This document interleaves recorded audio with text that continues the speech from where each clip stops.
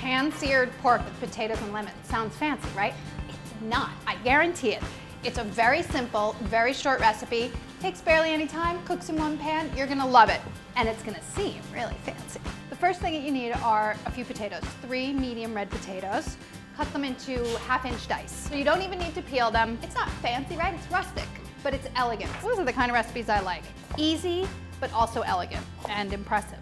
I mean, I'm not always trying to impress people, but sometimes I am. All right, these just need to cook over at the stove. I'm gonna brown these up in a pan, nice large skillet, and a little bit of olive oil. Tablespoon of olive oil. I preheated this. That way my pan was hot when I was ready to start cooking. Add your potatoes. Get them in a nice even layer over a medium heat. I'm gonna season them with some salt. Let them cook for a few minutes on this side, then turn them around. Continue turning them until they're browned on all sides. That should take about 8 minutes. While those are browning, I'm gonna cut up 1 pork tenderloin, about 1 pound.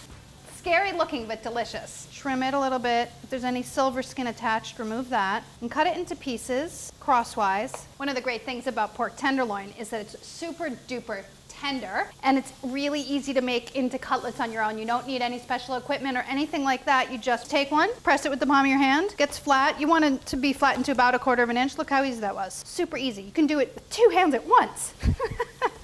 Oh, we're having fun now. Dun, dun, dun. Oh my gosh. Go crazy. I have porky hands, but I need to stir my potatoes around. So I'm gonna go stir those around because they're browned on one side, I can tell you that. See? I guess if you wanted to be really, really anal about this, you could turn each one individually over with a pair of tongs. That way it would brown super perfectly, but I'm just not that perfect. I know you think I am, but I'm not. Write in letters to tell me if you think I'm perfect.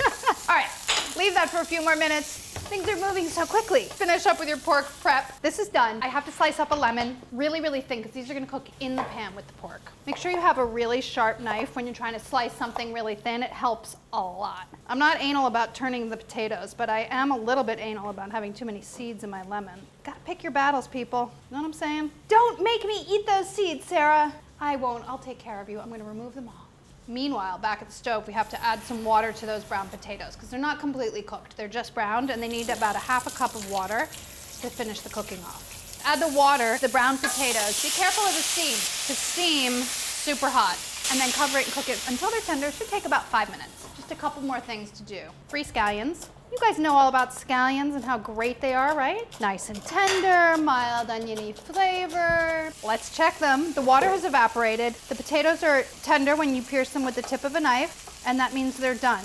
Just add your scallions, stir it around once or twice. At this point, you want to be kind of careful because you don't want your potatoes to fall apart. And then remove it from the pan.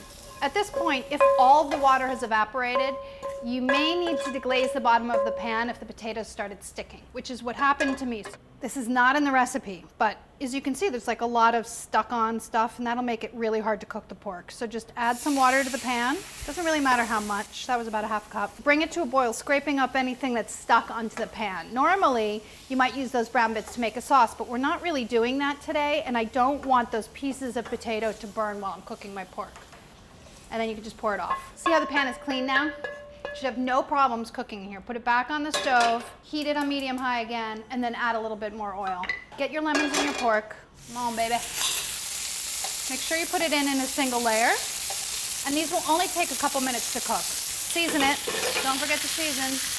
Once they're brown, just turn them over and add the lemons. The lemons need to touch the pan in order to cook, which is probably why you should do the pork in batches. That way there's enough room for everything. But I'm just gonna stick mine against the side of the pan. The side of the pan is hot too, right?